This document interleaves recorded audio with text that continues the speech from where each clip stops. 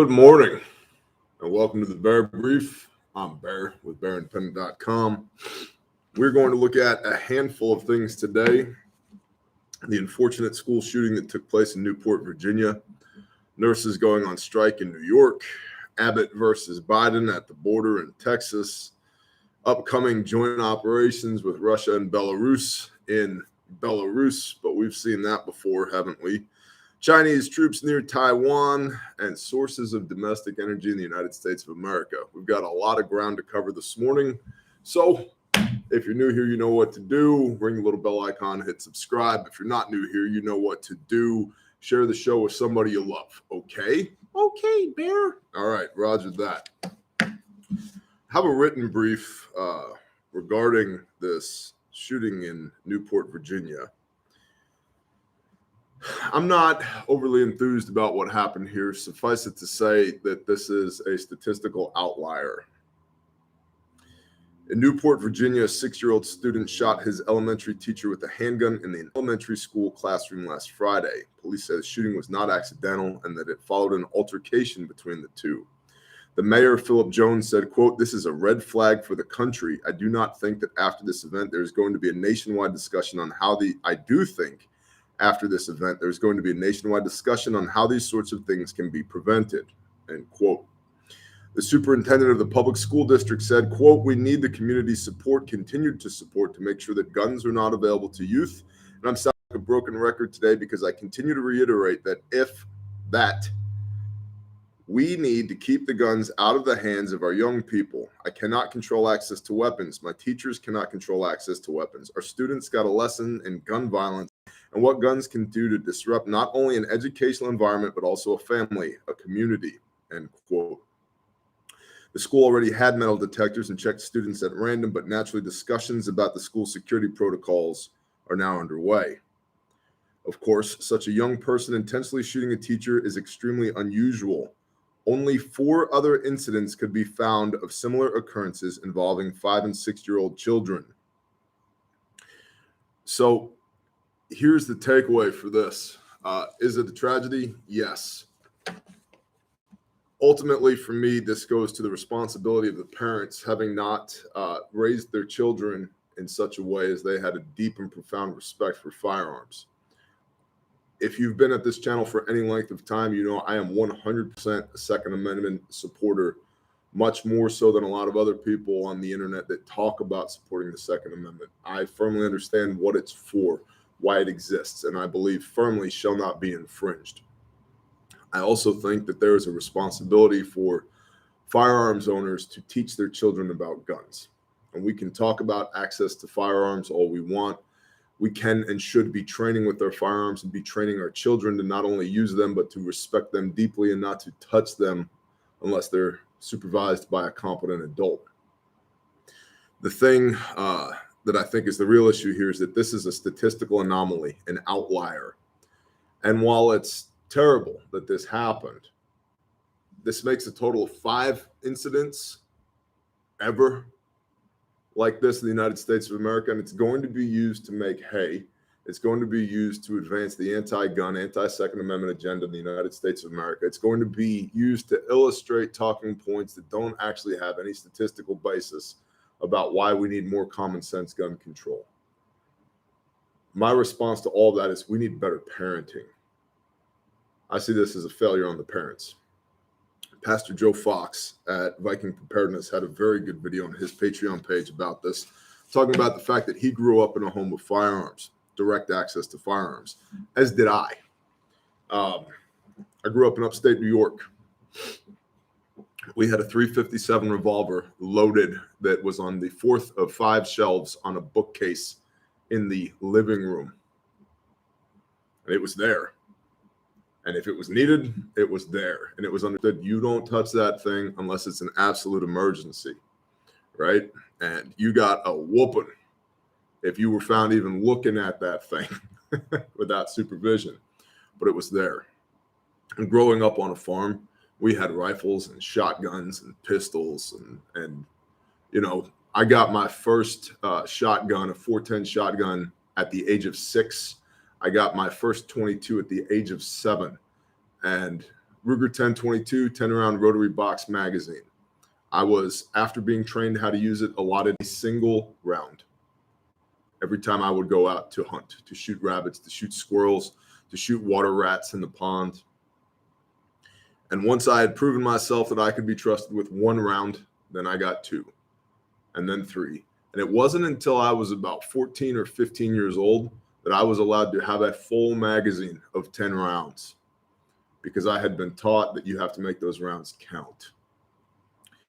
Put a lot of meat on the table and in the freezer with deer rifles as a factor, as a facet of how we grew up. Deer and turkeys and pretty much anything else that moved in the woods. Ate a lot of rabbits, snowshoe hare growing up, right? So the problem is not the firearm. The problem is not the child. I was a 6-year-old with a 410 single shot shotgun, break barrel, H&R. The problem is the parenting, in my mind. And so just something to be aware of. Watch with this narrative as things continue in this nation, as the continued attack on the Second Amendment gains more momentum because of this. This is a statistical anomaly and a tragedy, but it's important to remember it's a statistical anomaly. This does not happen every day across the country. It happens incredibly rarely. Does it suck? It absolutely sucks. And again, I lay the responsibility firmly at the feet of the parents, because that child is their responsibility. It's just the way that it is, in my mind. Let's look at nurses going on strike. Due to working and pay conditions, over 8,700 nurses across 5 New York City hospitals may go on strike starting Monday morning. That would be today. If contract agreements are not reached. Staffing shortages are creating an extreme difficulty for those that are working, interfering with proper care for patients and appropriate working conditions for nurses themselves. Hospitals are preparing for this by moving the most vulnerable patients, such as NICU, neonatal intensive care unit babies, to other hospitals. The Mount Sinai hospital system is blaming the union, saying, quote, "The union is jeopardizing patients' care, and it's forcing valued Mount Sinai nurses to sacrifice their dedication to patient care," end quote. This is all happening while the flu, another COVID variant, and other respiratory viruses are all converging and sending even more vulnerable folk to hospitals, creating an even more dire need for proper staffing. One nurse said of Mount Sinai, quote, "They have 500 vacancies. What are they going to do about that? How do they begin to recruit the nurses competitively? One nurse is taking care of 10 patients," end quote. He, the nurse speaking on behalf of Mount Sinai, also pointed out that taking care of too many patients can lead to mistakes, which essentially puts nurses' licenses on the line. Now, I don't own a hospital system, and I'm not a nurse. I think nurses are awesome, personally. They are some of the unsung heroes of the medical system, which is degrading in the United States of America, but is still very good, if not excellent, as compared to standards of living elsewhere around the world. That being said, I see this more as an economic issue, especially once you get collective bargaining involved. The cost of doing business across the board is going up in the United States of America. Energy prices are way up. Labor costs are up. Availability of personnel is down because specifically the medical industry has required vast swaths of people that work within it to do things that they would not do, two things and another thing, in order to maintain their job. And now all of a sudden, after 2 years of forcing people to engage in certain acts that they are not ideologically or theologically aligned with, they can't find people to work. Who'd have thought? Additionally, it costs more to live right now than it has in a long time in the United States of America. So operating costs are going up. Mount Sinai is having a hard time keeping nurses on staff. There's fewer nurses and they cost more. This just is what it is. We've seen this all around the country. So if you live in New York City, this could directly affect you, but I think it illustrates a pattern that's taking place across the United States of America on a much more macro scale. The health services industry continues to deal with these types of challenges, staffing challenges. Maybe it's time to consider that in order for somebody to work within that industry, they don't necessarily have to do these two things and that other thing. Perchance might be something to think about. Good morning to everybody in the chat. See, it's 923 people here. I appreciate y'all. So something to be aware of. It's just another metric that reinforces the trend that we've been seeing for a long time, last couple going on 3 years now in the medical space. There's fewer people to do the work, and the requirements for those people to do the work have become greater, so much so that a lot of people have opted out of being involved in that industry. Additionally, I know in some places the pay is legitimately terrible. In other places, I personally don't think people have much to complain about. It varies greatly.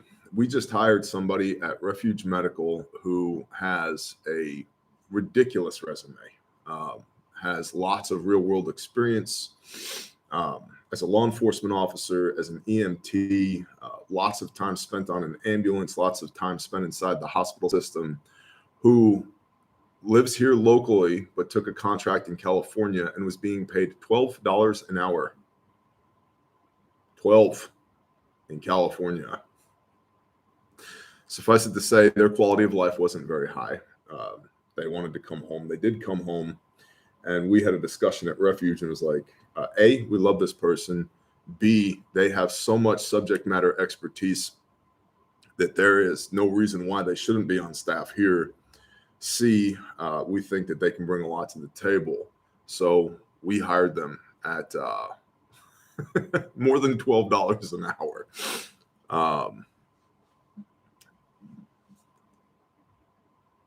That's a great question. Puck JB Fritzker said, traveling nurses are making more than in-house employees. What incentives do nurses have to be on staff? I agree. But it illustrates in some places, and depending on your relationship with the organization, you can make six figures fairly easily, $100,000, $200,000 a year as a nurse. In other places, $12 an hour. I believe in parts of the country now, McDonald's is hiring at $15 to $17 an hour. Yeah, Hemi said Taco Bell is $15 an hour, right? So this illustrates the disparity in the healthcare industry. Takeaway here for us is we need to continue to be prepared as best we can to deal with minor medical issues up to major medical issues in-house. Obviously, elevate to a higher level of care if needed. But there's a lot of things that people go to the hospital for that they don't really need to go to the hospital for. One of the things that I do is I have a pretty awesome radio in my truck, ham radio. And I've done a pretty in-depth area study in my area. And so I have the frequencies of all the local first responders. And I like to just monitor the radio because it helps me keep a finger on the pulse of what's going on in my county. I've heard more times in the last year than I can count, dozens of times, law enforcement make a request for EMS and have the EMS dispatcher come back across the radio and ask, what is the actual emergency here? And in many cases, it's minor, and the person requesting EMS is simply requesting transport, to which the answer is they can take themselves to the hospital. They can figure it out. We're not sending a bus for that. Now, a couple of years ago, you'd hear all the time on the radio chatter, no problem, we got a bus inbound, ETA is 23 minutes, standby. That's not happening anymore because there's fewer ambulances. It costs more to run them. There's fewer people to staff the ambulances. There's fewer people at the hospital to receive the ambulances. And so non-critical events are receiving transport. Just another indicator. A few more things this morning. So many of y'all should be aware that President Joe Biden was at the southern border in Texas, talking about the ongoing border crisis that we have there. And so there's an article here from MSN. When President Joe, the title of the article, the headline of the article is, "What was in the letter Texas Governor Greg Abbott handed to President Joe Biden?" Reading from the article, when President Joe Biden paid a visit to El Paso, Texas on Sunday, that'd be yesterday, Governor Greg Abbott greeted him at the airport. The two men shook hands. There's an intruder. Nope, I know these people. All weapons shall remain holstered. It's just me. Don't shoot. That's cool. Make all the noise you want. It's the Bear Nation. They love you. It's Katie Lynn and Foe. Somebody wrote into, I saw that. Yeah. somebody left a comment on the most recent Refuge medical video that went up. Yeah. Totally singing your praises, brother. Yeah. There was somebody left in the comment. They're like, I was having a hard time using my HSA, and somebody named Forrest at the company went back and forth with me over and over and over again to get this situation. 34 emails. Yeah, 34 emails. And they wanted to see your face. And yeah, so this is Foe, Director of Sales at refugemedical.com, and they were singing your praises like, thank you so much for that excellent customer service. And so What we do. that's what we do, man. That was a great video. It's at if you just look up Refuge Medical on YouTube, you'll find the Refuge channel. You out? I'm out. Shalom, brother. I'll be down at the other office in a bit. So, but they were like, I can't believe 34 emails back and forth to help me make a And it purchase. was like New Year's or something. Like it was. Yeah. So, but a little behind the scenes action, some of the faces here at Refuge and Bear Independent. So back to Governor Abbott. Abbott, a Republican, told Biden his visit, quote, is $20 billion too little and 2 years too late. Moreover, your visit avoids the sites where mass illegal immigration occurs and sidesteps the thousands of angry Texas property owners whose lives have been destroyed by your border policies. This chaos is the direct result of your failure to enforce the immigration laws that Congress enacted. Now, interestingly, recently, the Biden administration has been forced to do a reversal on their liberal domestic immigration policies and basically has doubled down on Trump-era illegal immigration policies.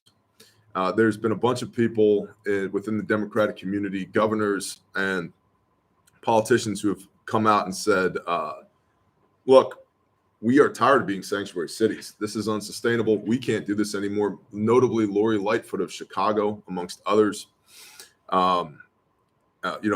mayors of these sanctuary cities, New York City being another one, saying we don't have the capacity to continue to deal with this. And so these Trump-era immigration policies have been forced to be adopted by the Biden administration to deal with the crisis at the border because they're kind of laissez-faire, hands-off, gates wide open, come as you may policies are not working, which we've all known for a hot minute, but they are now being forced to admit. Back to what Abbott told Biden, this is a quote, your open border policies have emboldened the cartels who grow wealthy by trafficking deadly fentanyl and even human beings. Texans are paying an especially high price for your failure, sometimes with their very lives, as local leaders from your own party will tell you if given the chance. Halfway through your presidency, though, I can finally welcome you to the border. When you finish the photo ops in a carefully stage-managed version of El Paso, you have a job to do. Abbott also called on Biden to do a few other things: end the practice of parole for immigrants en masse, fully enforce Title 42, the pandemic-era health rule allowing border agents to expel migrants quickly, end the Remain in Mexico policy requiring migrants seeking asylum to remain in Mexico until their U.S. immigration court date, resume construction of the border wall along the Texas-Mexico border, and designate Mexican drug cartels as terrorist organizations. Now, just because Abbott called on Biden to do that doesn't mean that it's going to happen. However, Biden has a series of meetings with AMLO, Andres Manuel Lopez Obrador, or whatever the hell his name is, from Mexico. It's why we saw this big cartel arrest south of the border recently. Is basically a PR stunt so that Mexico can say, hey, look, we do kind of have our nation under control. We are kind of making strides against these cartels. Although the cartels in Mexico, several of them are as well or better armed and trained than the Mexican military is. And in some cases, the Mexican government has actually farmed out security in certain regions of Mexico to the cartels. So, domestic travel alert, I wouldn't go hang out in Mexico anytime soon. The interesting thing here is that striving forward in 2023 and for the next half decade to a decade, Mexico is the United States' one of our largest trade partners. They do a lot of manufacturing for the United States of America.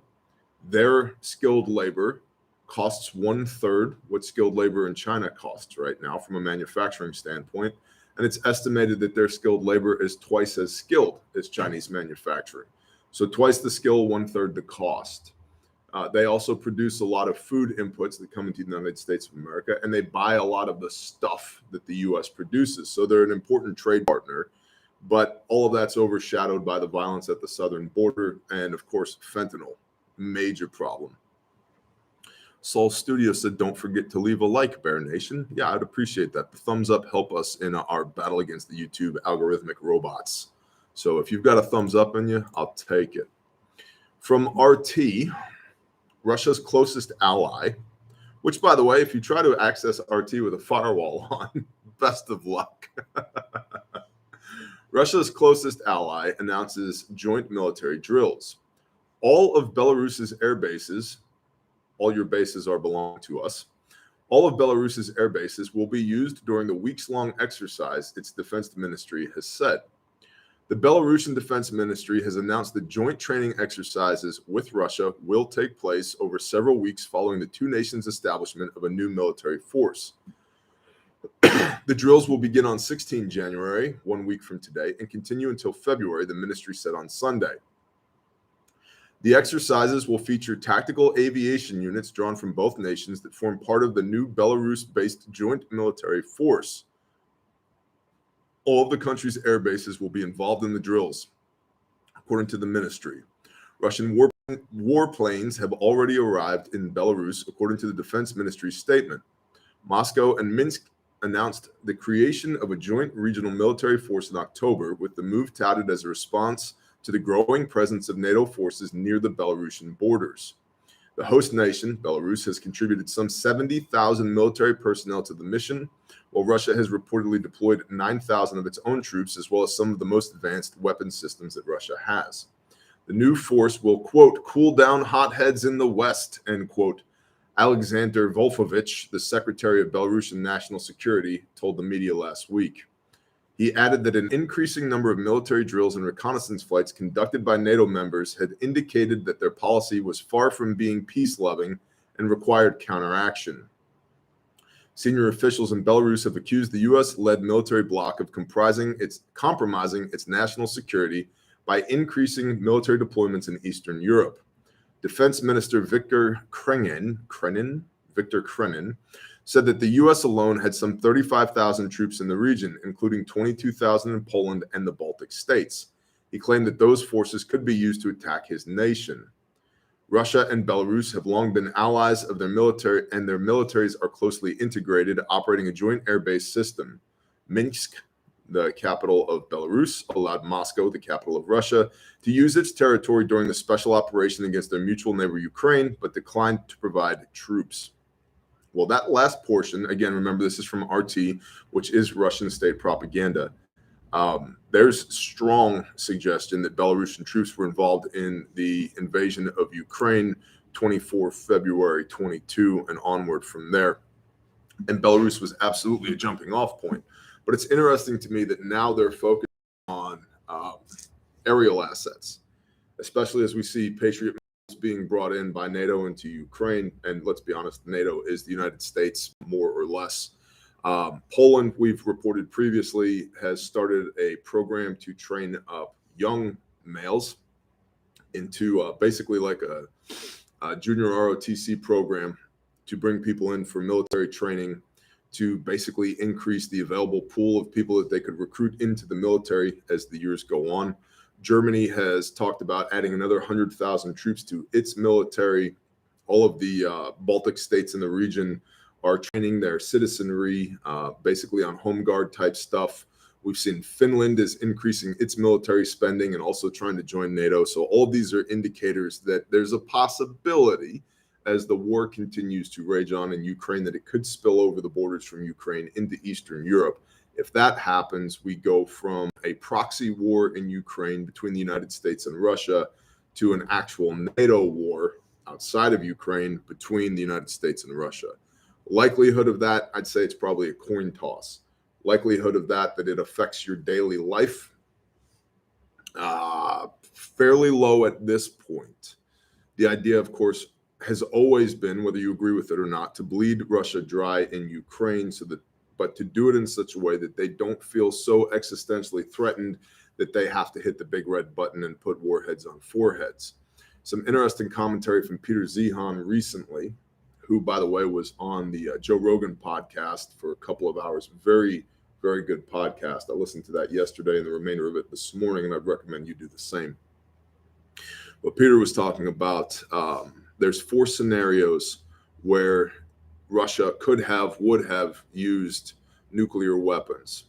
One scenario, basically 3 of the 4 have not come to fruition. The remaining scenario being that that Ukraine wins in Ukraine and then comes across the Ukrainian borders eastward into Russia and begins attacking actual Russian motherland home guard targets for Russia. And that if Ukraine did that, it would then make sense for Russia to deploy nuclear weapons. Also, interestingly, Peter's take is that the United States intelligence networks have done such a good job of keeping tabs on Putin that Putin basically understands at this point, this is his commentary, not mine, that Putin basically understands at this point that retaliation for any nuclear strikes would not simply involve Russia, it would involve Putin himself. We know where he is at all times, and so if he was to hit the big red button, he would essentially be ending his own life. I find that interesting. I don't know if I necessarily agree with it, but I don't have any data to the contrary either.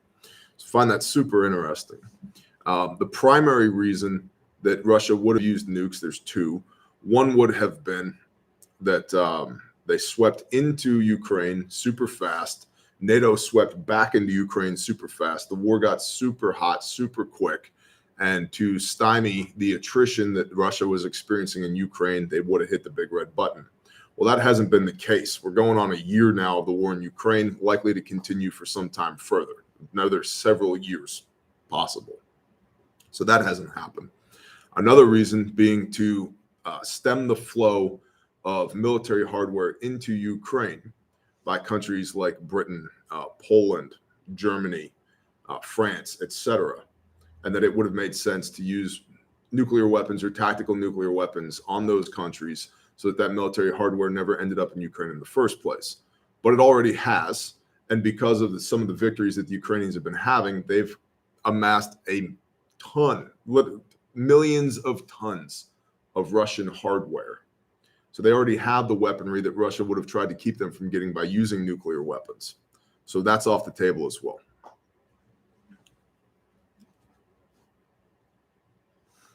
David Joshua said, is it possible that we are using this proxy as an active war game on our ability to deploy mechanisms in a modern conventional war? There's certainly an element of learning to this. There always is, right? So a big part of warfare is gathering data in real time, and then afterwards, after action reports, what worked, what didn't work, what are we going to do better next time, right? Sustain, improve. And so I'm sure that knowing that we have personnel and hardware, and the personnel is, don't talk about it, but the United States has had personnel in Ukraine for the last 10 years, as has Russia. The war for Crimea took place in 2014, I believe.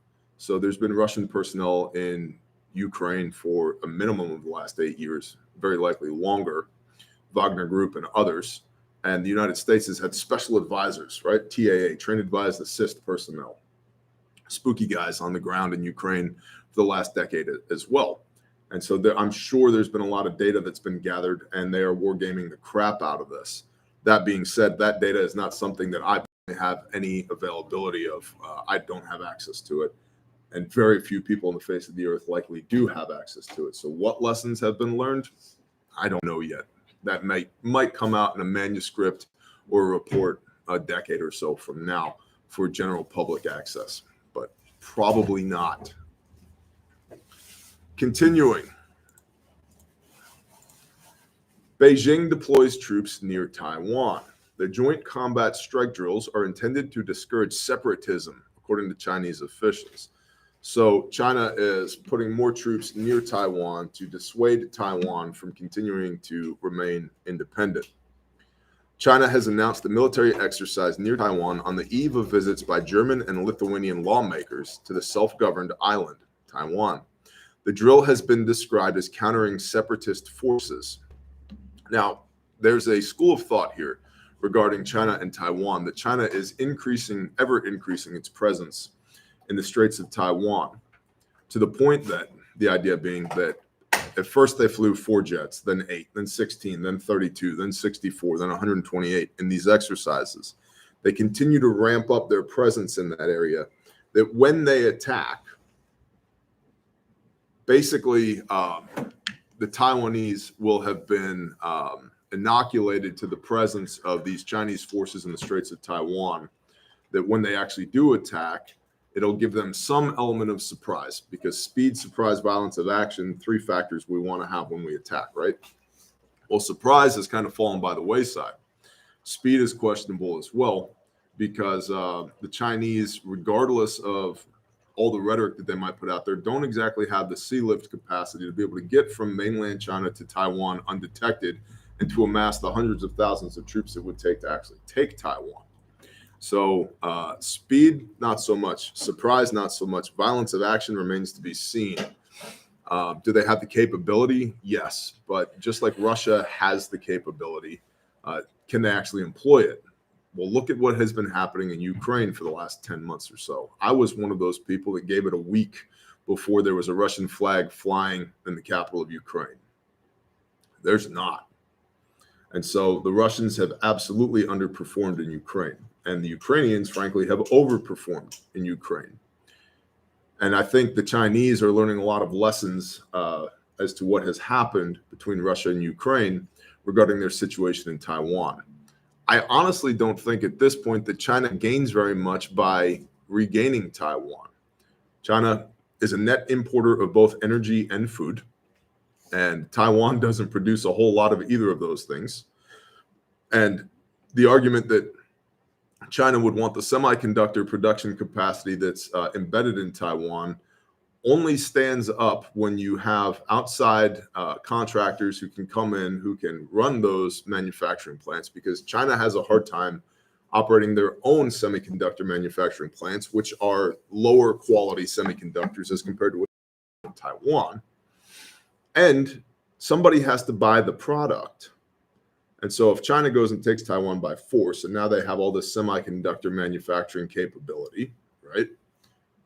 Well, if you put sanctions on China, you put the same sanctions on China as what's been put on Russia, Russia that produces a lot of its own food and produces a lot of its own energy, versus China, which is a net importer of both of those things, those sanctions are much more likely to be crippling on China as compared to Russia. So I don't think there's an actual net gain for China invading Taiwan anytime soon, other than saving face, other than the Xi flexing their muscle and repatriating Taiwan. But again, speed, surprise, violence of action, they're lacking on all 3 of those fronts as far as I'm concerned.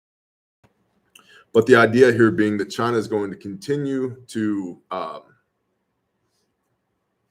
poke Taiwan until Taiwan becomes inoculated to being poked, which reestablishes their ability to have surprise, right? That then when they do fly 538 planes across the Straits of Taiwan, oh, it's actually not another military operation. This is for real, right? And there's something to be said for that.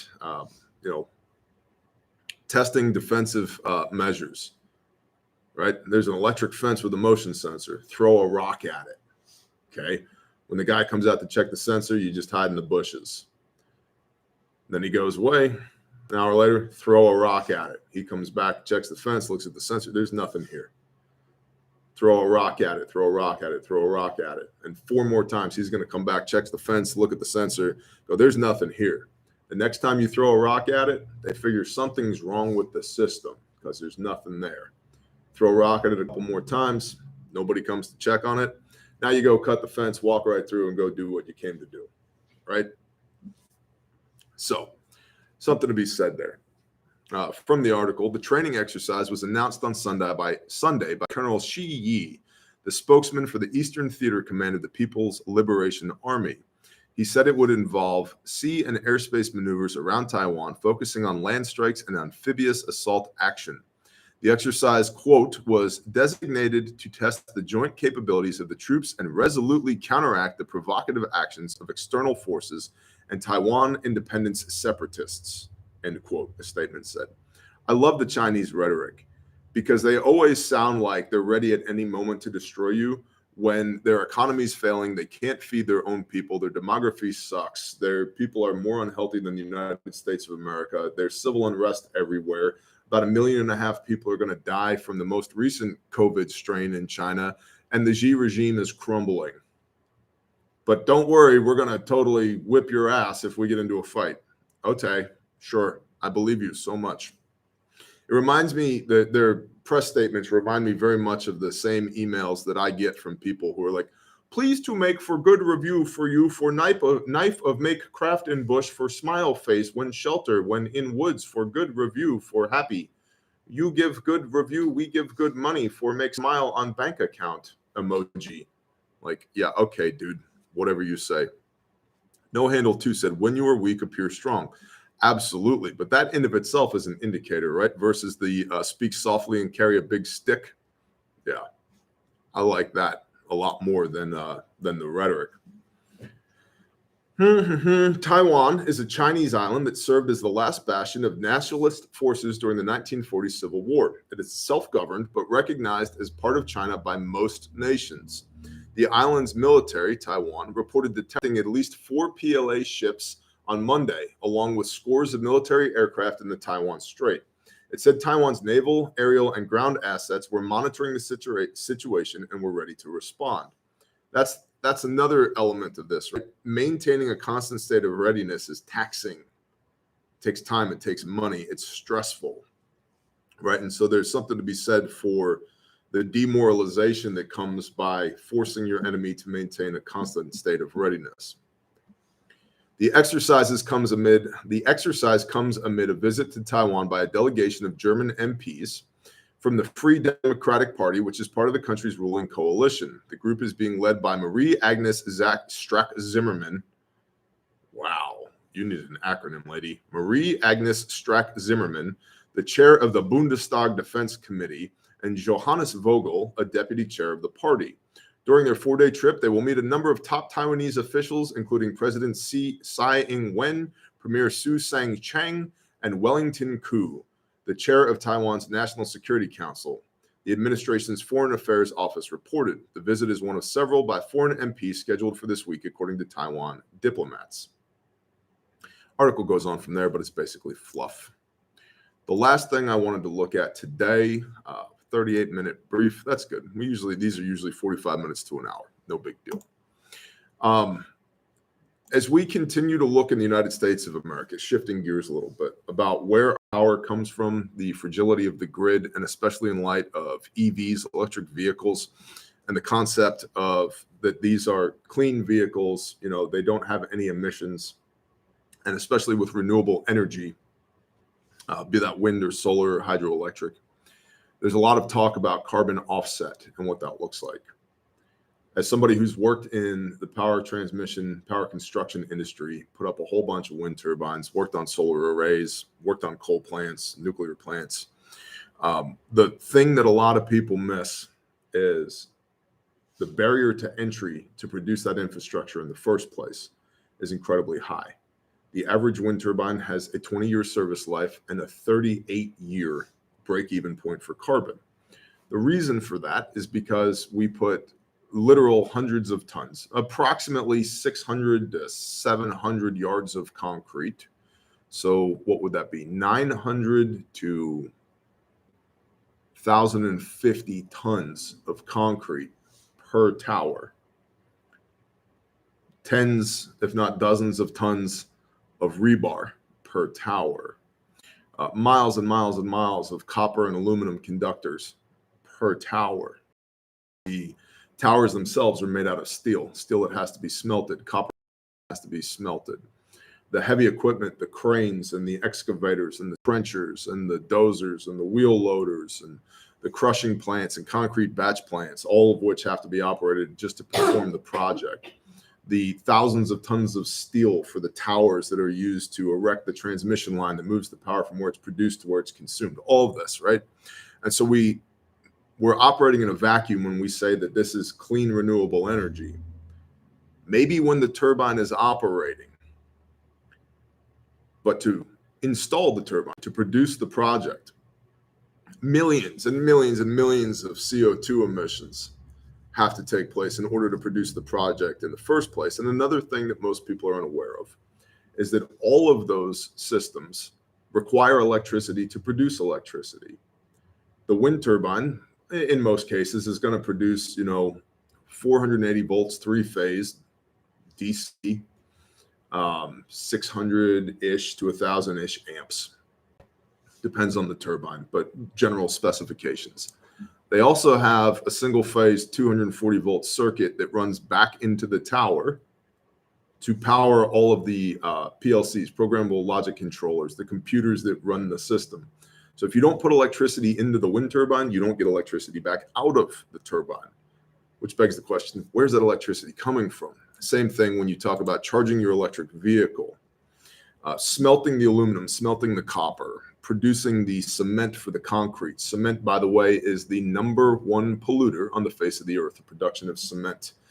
80% of the world's cement comes from China. So in the United States of America, domestically, 3 major fossil fuels, petroleum, natural gas, and coal, combined accounted for about 77.6% of the U.S. energy production. Natural gas, 31.8%. Now, the United States is the largest producer of natural gas in the world, and thus far, it's basically been priced in to the production of petroleum goods, gasoline, diesel, jet fuel, etc., because natural gas is a byproduct of the production of fossil fuels, petroleum-based fuels. And so it has a relatively low cost because it's a byproduct. In many cases, if you've been driving through oil fields around the country, you'll see standpipes with flames coming out of them. That's natural gas that's being burnt off because they don't have a pipeline to move it from where it's coming up out of the ground naturally to where it's being consumed. So we have a lot of natural gas, but burning it, right, produces CO2 emissions. Petroleum, crude oil, and natural gas plant liquids accounted for 28%. Coal, 17.8%. Now that's a major reduction in coal. Coal, a decade ago was 52% of the country's power production. That's being rapidly replaced by natural gas because, again, the cost of natural gas is extremely low as compared to coal. Coal, we have to mine it out of the ground and then transport it, right? Natural gas just comes up out of the ground. Renewable energy, 12.7%. That's a significant increase. When I got into the renewable industry, it was about 2%. So that's a factor of 650% increase of renewable energy in the last decade and a half, 2 decades. And then nuclear electric power, 9.6%. Now, there's a big talk right now of clean nuclear energy. The liberals are trying to market nuclear energy now as clean nuclear energy. And I'm for nuclear energy. Yes, there have been some quite notable disasters. Chernobyl, 3 Mile Island, Fukushima.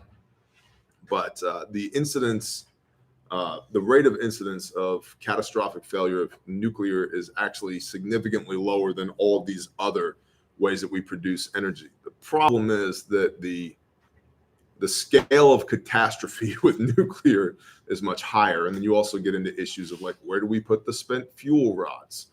And those things have to be controlled, because if some crazy jihadist gets a hold of them, they can make a dirty bomb, right? And so there's definitely environmental and security concerns regarding nuclear fuel. But if you have a good nuclear plant and you maintain it appropriately, they'll make lots and lots of power for a very long time. And basically they produce steam. So, but understanding that 77.6% of energy in the United States of America comes from 3 different major types of fossil fuel: petroleum, natural gas, and coal. When you go to charge your electric vehicle, yes, it might be clean, green, energy, because the car itself has no emissions. Really, what we're doing when we do that is we are centralizing emissions at the power production level rather than the power consumption level. Okay.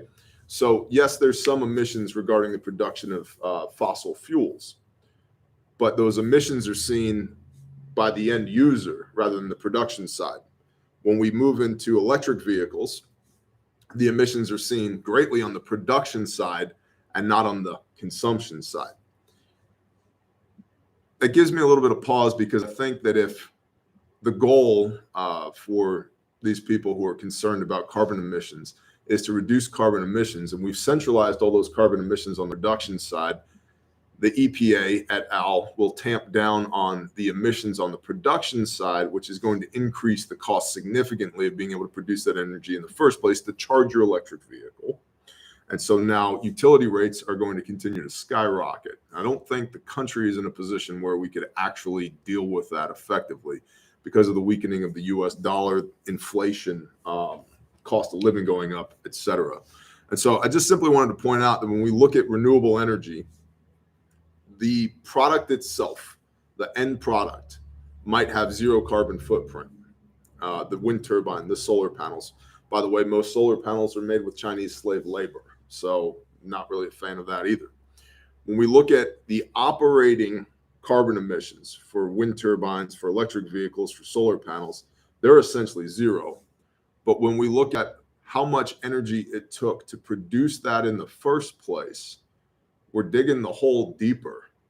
Again, the average wind turbine has a service life of 20 years, and the average break-even point for carbon outputs on a single wind turbine is 38 years. So we're 18 years in the hole for every turbine we stand up.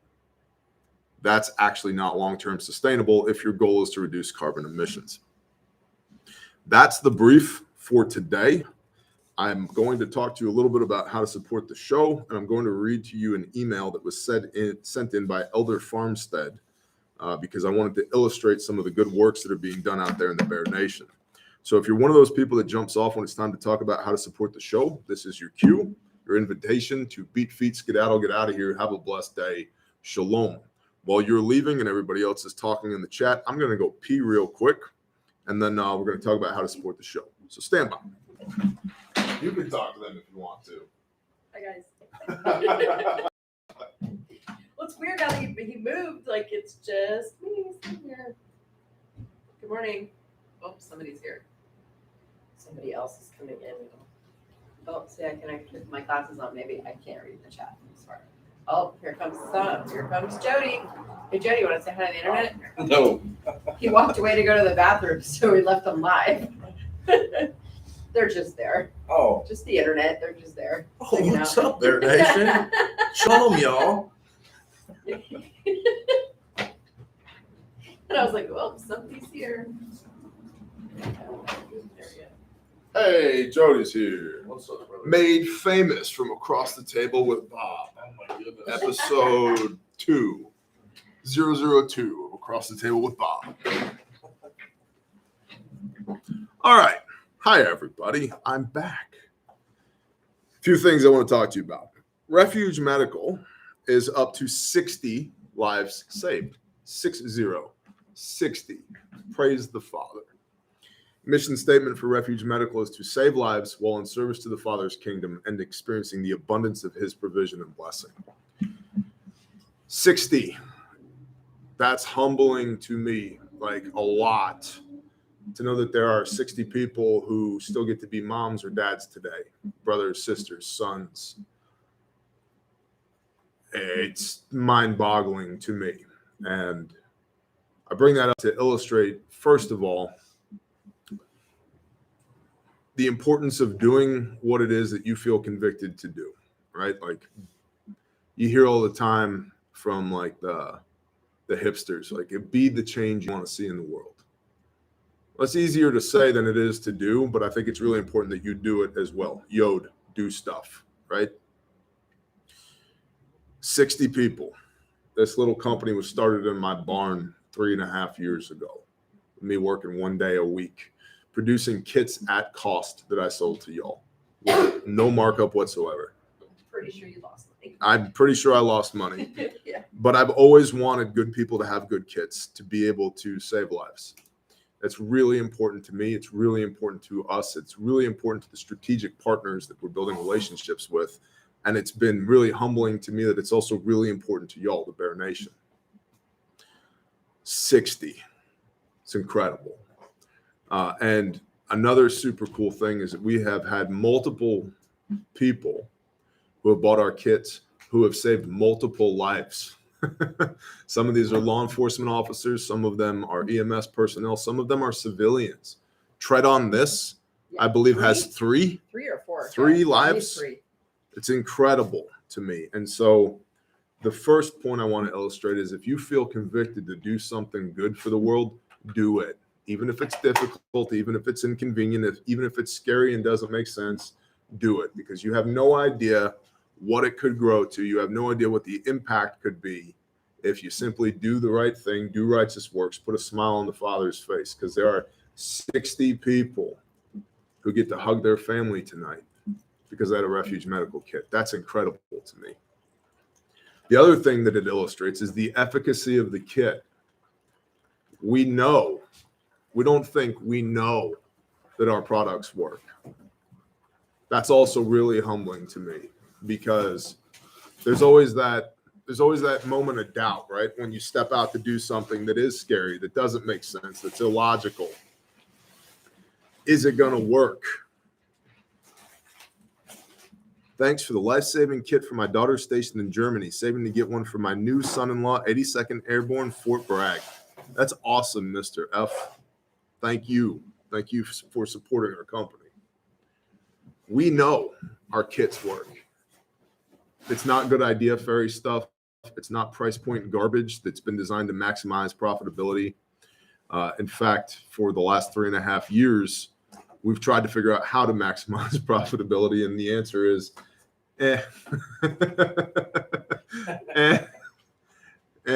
I want y'all to have good kits. That's why we produce them. That's why you have a promo code. It's Bear Nation. It gets you free shipping on everything in the store. I think you guys know by now, everything is HSA and FSA eligible. Everything's guaranteed forever. And I mean forever. If you break it, I'm going to replace it at no cost to you. If you use the components to save a life, I'm going to replace them at no cost to you. Many of y'all have been asking, when is this going to be back in stock? This is the Bear Fact 3.0. There are many like it, but this one is mine. You can tell because it's dirty, because we use our stuff. Okay. Just like my hoodie is dirty. Somebody was chastising me the other day. They're like, dude, you need to wash your hoodie. I like it. It's got burn holes in it. It's got mud on it. It's got hydraulic fluid on it. It smells like me. I'm rough on stuff, right? And so if it survives me, I'm willing to tell y'all that you need to go get one, right? And so this is my Bear Fact. It's muddy. It's dirty. I've got my shears on the outside. I've got a soft T tourniquet. Committee on TCCC recommended windlass tourniquet on this side. You see it's got a little bear tag on it right here. The way this works, right, you can molly this onto whatever you want. Your rucksack, your war belt, your plate carrier, your chest rig. It's about that big, okay? You pop the top open. You grab the red handle like so. and you pull the inner out of the outer. And so the outer gives you your durability and your portability. This is ballistic nylon. Yes, this is United States nylon, not cheap Chinese nylon. Okay. Drain hole, grommet in the bottom. You break it, I'll send you another one. And I want to know how you broke it so we can make sure it doesn't break the next time for the next customer. And you've got your internal pouch. And you can see here, made in the USA. Okay. That's for real. We actually make these here. We have 3 American subcontractors that produce this product for us. Made in the USA. Grab the red handle. You can open this with one hand. Why is that important? We've had 4 people who have had their life saved now who are missing one of their hands. Okay. So super simple. Come down here, grab this red tab, pop it. Right. And so now I've got a purpose-built trauma first aid kit in my hand that's been laid out to prioritize the March algorithm. So my massive bleeding is here first. Windlass tourniquet. This is a Cat Gen 7. Tape, Sharpie, gloves, pressure bandage. North American Rescue 6-inch emergency trauma dressing. Okay. The tape also, you'll note, is retained by this little Velcro strap so that it doesn't run away from you when you open the kit, but so that you can pop it out when you need it. So massive bleeding right here. Statistically, I need this first. This is 90% of our problems. The other 10% is airway, respiratory, circulation, head injury, hypothermia, and everything else. But 90% is this right here. So that's the first thing you see. Then I go back here. I got my stack. Whoop. Throw my shears on the ground. North American Rescue trauma shears. I've got my Burn Tech dressing. I've got a pair of chest seals, a pair because you've got 2 lungs. I've got 2 5x9 gauze pads because if I need big gauze, I need it now. And then I've got a nasal pharyngeal airway, aka nose noodle. And then in the bottom down here, I've got my quick clot for wound packing if I need it, right? So a roll of quick clot. Then I've got my trauma pack. The trauma pack, this is sealed against the weather, against moisture, dust, dirt, debris, everything else. So, and all the stuff in here is vacuum sealed. The components are individually vacuum sealed, right? Quick clot, sealed, airway in a bag, gauze in plastic, chest seals, vacuum sealed, Burn Tech dressing, vacuum sealed. So there's a lot of inherent durability to the kit, right?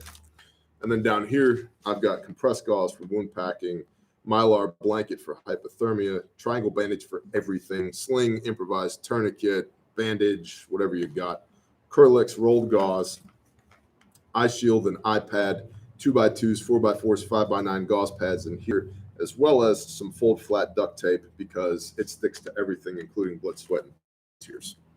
And that's the bare fact. And there are a lot of trauma kits on the market, and a lot of them are Chinese garbage that are price pointed so that you can feel like you got a really good deal. And the thing I don't like about that is when you have to use the kit, the fact that you saved $20 on a kit doesn't matter if it doesn't work. If somebody dies because you have a garbage first aid kit, it doesn't matter how much money you saved. And so thus the bare fact was born. I made this because I couldn't find a kit that I would trust my life or the lives of the people that I love to. And so we started producing this one. We now have, I think it's 20 different first aid kits at refugemedical.com for every scenario you can think of. From your helicopter to your boat to your submarine to your minivan to your school bus to your forklift to your excavator to your semi truck, whatever. We got a kit for you. So refugemedical.com, the Bear Fact 3.0 is in stock. Do I recommend it? Yes. I have my name on it. I literally carry one everywhere I go. I've got these things stashed all over the place. They make a great gift. But more than that, they work.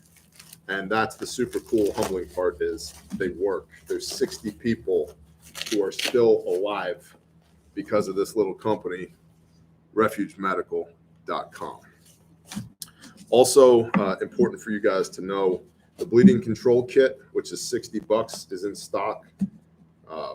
And when I say in stock, that means that it's under our roof and it'll probably ship today if you order it today. We don't sell stuff we don't have in inventory. Okay, so bleeding control kit, $60. It's got a tourniquet and pressure bandage, 2 packages of wound packing gauze, a set of shears, 2 sets of gloves, a Mylar blanket, and an instruction card for $60. And it's a genuine cat tourniquet. It's not a garbage tourniquet. It's not a price point thing. It's real. Okay. And also wound care buckets are in stock. So for your long-term wound care, okay, we fixed the problem. The person didn't die. Now what do? We've got 27 stitches we got to tend to for the next month. Wound care bucket. Also great prepper item. You can stock all those things in a bucket forever. So check them out, refugemedical.com. Next, there are 31 class dates up at the website at refugetraining.com. So if you don't know how to use your kit, please come to class. There's 31 class dates up. Yes, we will continue to add more as the year proceeds on, but I would strongly encourage you to find the class that's closest to you and come to class. What about a magnet to take shrapnel from the eye? You would be looking for a larger kit, like an adventure kit or a CLS bag or a stomp bag or a mini stomp or a MAC or a crash kit or something like that. Okay, an IFAK is an individual first aid kit. And it's important to understand that this was designed off of TCCC principles, Tactical Combat Casualty Care. This is the principles that designed this kit, or for people who get shot at and shoot people for a living. I know, sounds a little coarse, but it's a fact. But it turns out TCCC, Tactical Combat Casualty Care, is super applicable to the civilian market, which is now branded as TECC, Tactical Emergency Casualty Care. So the modalities of injury might be different. You might get shot, but you're more likely to be in a workplace accident or a motor vehicle accident. So the modalities of injury are different, but the physiology of the body is the same. We still want to keep the blood inside the body. We still want to make sure that you have respirations. We still want to maintain a patent airway. We still want to keep your body temperature as high as possible, right? And so it's the same concepts. So the modality of injury is different, but the physiology of the patient is the same. So the principles still apply. Okay. 31 classes up at refugetraining.com. If you've not been to training, please come to training. I want to point out that Refuge Training is unlike any other tactical medical class on the face of the earth. There's a strong spiritual element to what we do. There's a real focus on a transformative mindset, coming to class as an innocent bystander and leaving as a responder. That's why our classes are called Responder 1, Responder 2, Responder 3, Responder 4, which is in the works, Night Responder, which is also in the works. And so there's an absolute element of overcoming. And I have been contacted by literally more people than I can count who have said things to the effect of, and I'm not making this up, the 3 best days of my life were when I married my wife, when my first child was born, and when I completed Responder 3. Do you know how humbling that is? That's incredible. There's nothing else like our classes on the face of the earth, not just from a substance standpoint, as far as what you learn, but also experientially, what you will do, finding what your condition black looks like, learning how to work under stress, developing the automaticity to be able to do things when seconds literally count. Get it right or somebody dies. And it's not terribly expensive. You could have a good range session, go shooting holes in paper targets, or you could come to class and learn how to not die. And so 31 classes at refugetraining.com. It's TACMed, tactical medicine, but it's more than that. And I firmly believe that if you have blood inside of your body and air inside your lungs, you need to know how to do this stuff, especially as we continue to see the reliability of the system continue to fade, right? We had one of the lives that was saved by Refuge Medical was a gentleman who drove into the ditch behind our office, and some of our staff, Bob and Phelps, Chief Operating Officer at Refuge Medical and Chief Learning Officer at Refuge Training, found him. I don't know if there's a better place to have a car wreck than behind our building. And they found him when they arrived at work. That guy was gonna die. Because when it was really, really cold, his body temperature, I believe, was 91.8 or something like that. They were able to get a hold of him. They were able to render aid. It took 43 minutes for the ambulance to arrive. That guy would have been dead. He was already circling the drain. He would have been dead. 43 minutes. And so we absolutely elevated that patient to a higher level of care. But being able to intervene in that golden hour to buy that person time for a higher level of care to arrive, that's super important. And that's a big part of what you learn at Refuge training, right? What is $60 at Refuge today? Great question, Medic Mouse. The bleeding control kit. Bleeding control kit. Tourniquet, pressure bandage, 2 packs of gauze, 2 packs of gloves, set of shears, Mylar blanket, and instructional card. All vacuum sealed in a plastic package, break plastic in case of emergency. So thank you, Brad Miller. Refuge training website looks awesome. Great to see these companies evolve and grow. Appreciate you, bro. So Refuge training, 31 class dates up. Please check them out. Grindstone Ministries, Caleb House swag for our restoration facility for juvenile human trafficking survivors. You can find a link in the description to buy your t-shirts, your long sleeve shirts, and your hoodies. They are shipping now. That was originally a pre-order, but they are beginning to ship now. Our brothers and sisters at Sanctified Supply Co. are getting that out to us, getting those out to you. So check that out. Our brother Saw from Survival Applications and Weapons Systems has an awesome shirt called Facts Not Feelings. And a portion of the proceeds from that shirt go to build Caleb House as well. So check that out. And of course, if you'd like to give, there's a link to give at grindstoneministries.com, link in the description. And that supports our operational costs, which exceed $20,000 a month to take care of the 24 people that we already have, ages 1 to 19, who were being serially raped and were being trafficked and were being abused. It's not my job to tell you what they've gone through, but I can tell you it will make a grown man cry. And I know that not because it's made me cry, but because it's made me and all my brothers cry. So we can't do that without your support either. And it costs us more than $20,000 per month to take care of those 24 individuals. So if you'd like to plug into that, grindstoneministries.com, there's a link in the description. Shout out to the patrons. Appreciate y'all. You're the economic engine of the Bear Nation. Couldn't and wouldn't do this show without you. We talked about ammo for SHTF this morning. What exactly does that actually look like? How much ammo? How many magazines? What systems? All that. So bona fide prepper stuff at the Patreon channel. Link in the description. And lastly, I wanted to read you this email, a bit of this email from Elder Farmstead, member of the Bear Nation, to illustrate what it looks like to be obedient to the Spirit and to be the hands and feet of the Father. Dear Bear, please forgive me. I don't know your name. I watch your channel and I've bought from Refuge Medical. Yada, yada, yada. Let me get to the point. I was a nurse for 10 years and I now homestead. While nursing, I was able to see a lot of needy people while working home health. Being blessed that I never missed a meal, there was never anything extra. My own family's basic needs were all that was ever covered, yet I saw so many far worse than us. I said out loud one day on the walk to one of the patient's doorstep that if I had millions, I would do X, Y, and Z for the needy.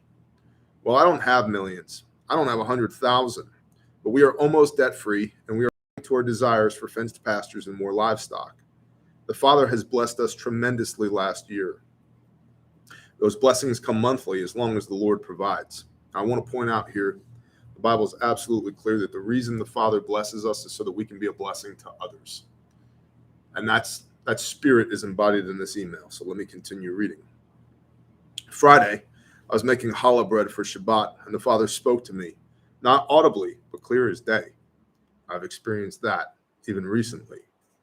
I stopped making the bread and sat down to write my prayer to him. I knew it was important to write this down. As I was writing for him to send me people to help me with the setup and planning, you came to my mind. He said, Bear, I know you don't know me. That's cool. I have friends praying with me about you and this service. My father told me to start a hands and feet service to help the medically challenged and the needy. Not sure if you were aware, but Medicare buys a person a standard walker, and 2 years later they have deteriorated and need a rolling walker with a cost that Medicare won't pay, only once every 5 years. Patients can't always afford the basic equipment needs. That's where I want to help provide walkers, tub benches, shower rails, etc.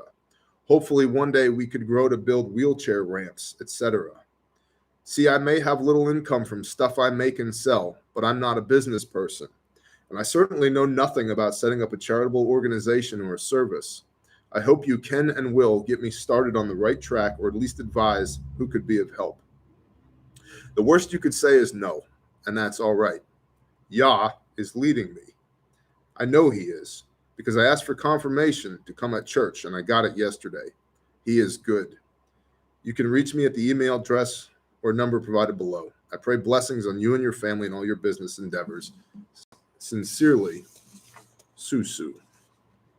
And yeah, that's my real name. Now, I'm going to reach out to Susu and help put her on the right track as I understand it, because it's the right thing to do. But more so, I want to illustrate that she has a conviction to be the hands and feet and to do something, anything, whatever it is the Father tells her to be a blessing. And she's stepping into that with or without my help. And I love that. I think that's a real good embodiment of what it means to me to be the Bear Nation, and more so what it means to me to be a son or a daughter of the Most High.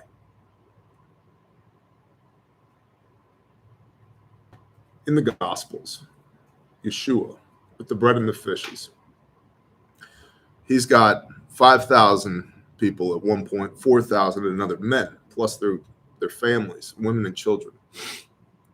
And the apostles come to him and say, hey, we should probably let these people go into the towns and buy food because it's getting late and they haven't eaten all day.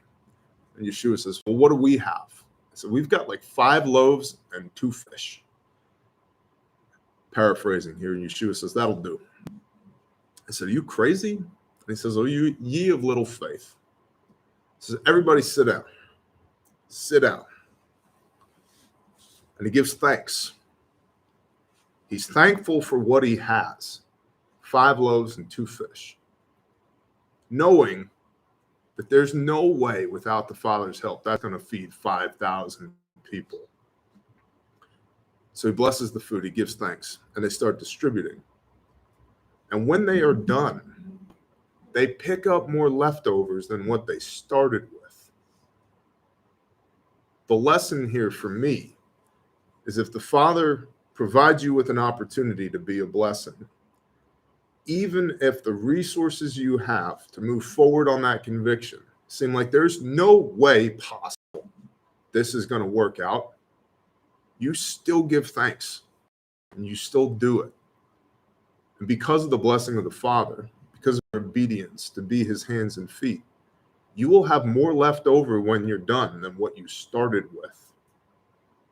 And we've seen this over and over with Grindstone. I don't know how many times we've deployed while looking at the bank account and thinking, there's no way. There's no way. We get done with the deployment and come back and it's like, wow, we broke even. Praise Yah.